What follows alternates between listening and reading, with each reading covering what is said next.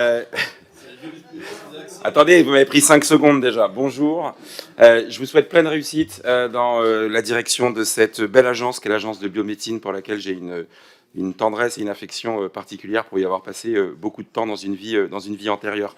Comme il y a beaucoup de sujets à évoquer, je vais me concentrer sur deux dans la gestion de la pénurie qui est malheureusement le lot du directeur ou de la directrice générale de l'agence de biomédecine pour les sujets que vous avez mentionnés. S'agissant du don de gamètes, alors, comme le dit mon collègue, vous n'avez pas toutes les réponses immédiatement, mais est-ce que dans la feuille de route aujourd'hui de l'ABM, la question de l'homogénéisation, de l'harmonisation des questions éthiques à l'échelle européenne est un des sujets aujourd'hui identifiés?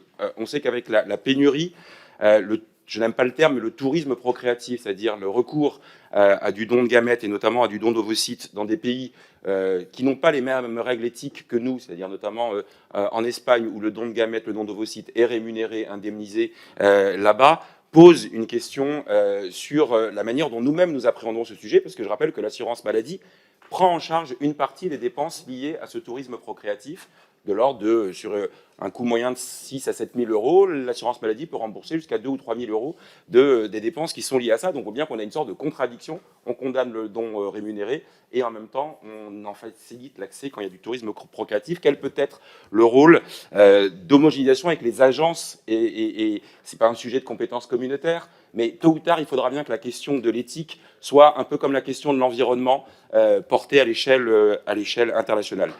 Je vais prendre les 26 secondes de rap que la présidente va m'offrir sur l'autre sujet qui est la question du don d'organes au regard du taux de refus extrêmement important. J'ai trois questions très précises.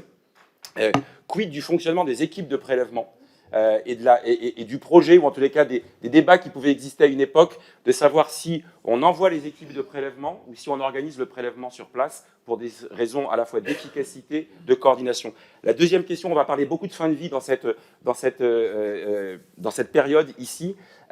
Moi, je me pose la question, on va repopulariser les directives anticipées.